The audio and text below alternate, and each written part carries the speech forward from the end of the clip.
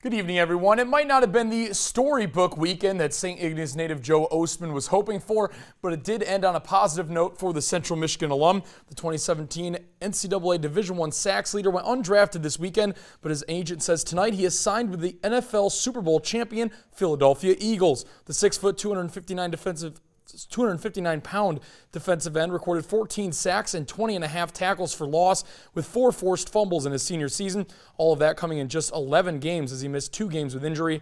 Ostman was also named to the All-MAC first team.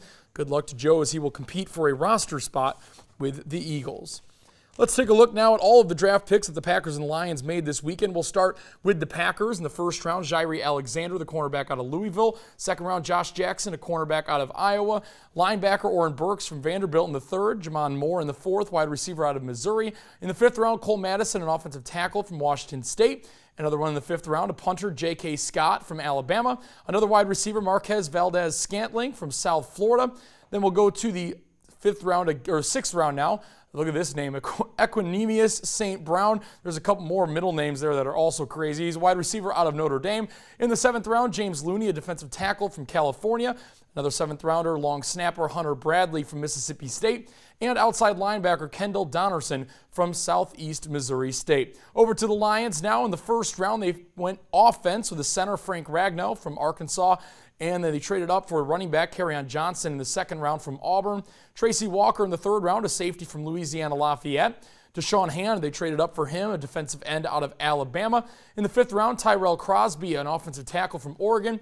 And in the seventh round, Nick Bawden, a fullback from San Diego State. Over in high school baseball, the Gladstone Braves looking to stay undefeated as they head to Wisconsin to face the Sturgeon Bay Clippers for the first time in school history.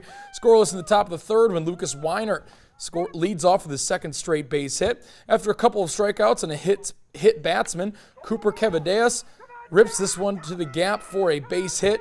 Weinert would come around to score, but Zach Hansen only got the go-ahead signal, but he was thrown out at the plate. Gladstone, though, led 1-0. Bottom of the fifth, Clippers are threatening, but Clay Cole gets the bouncer right back to him, and it was still 1-0 Braves. Top of the seventh, Gladstone gets an insurance run as Cody Frappier rips one down the left field line. Carson Shea scores. Gladstone led 2-0, and that was the final score as Cole and reliever Ben Kelly combined to toss a 2-hit shutout. Other scores from today around the area: high school baseball in Game 2 of their doubleheader. Gladstone fell to Sturgeon Bay 12-2. Staying in baseball, Escanaba over Peshtigo in Game 1, 12-10, and 17-2 in Game 2. Good day for the Eskimos.